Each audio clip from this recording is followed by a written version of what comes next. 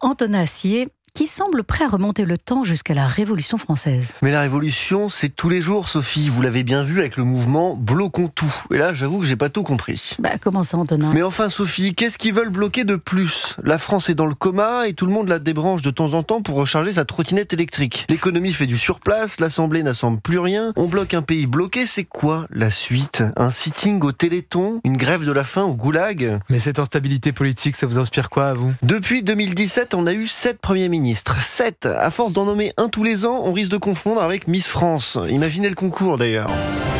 Il nous vient du Béarn, il s'appelle François Bayrou, 1m72 de conviction, un tour de taille qui varie légèrement selon s'il dîne à droite à gauche. Il aime les réformes difficiles et les jeux de société. Ils ont déjà les écharpes en plus. Suffit d'écrire Miss France et on l'envoie à une collègue de la Croix-Rouge au Super U de Pau, là-bas au moins il serait utile. Oh, vous êtes dur avec lui. Le pire, Sophie, c'est qu'on n'a même plus le temps de s'attacher. Tu sors à peine ton gilet jaune de la boîte à gants que le dernier ministre a déjà posé sa dème pour aller pantoufler au Conseil constitutionnel. Alors, j'ai la solution. La seule solution, le retour du patron. Un roi. Vous êtes royaliste, Antonin? Non mais un roi, quoi. Un vrai roi qui reste. Pas un président qui joue au roi comme Macron Ier, protecteur du Touquet, Lord of the Seven Kingdoms.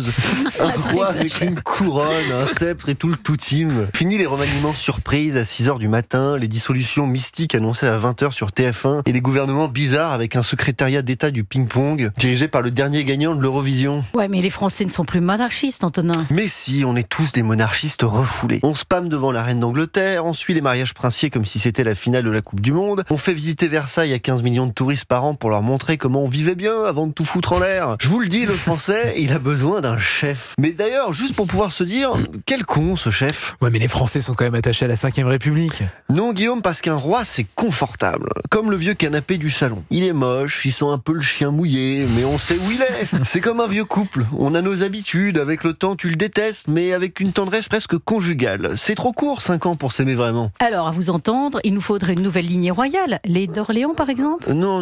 La seule, la vraie, la grande lignée royale de la monarchie républicaine. Les enfants spirituels du général de Gaulle.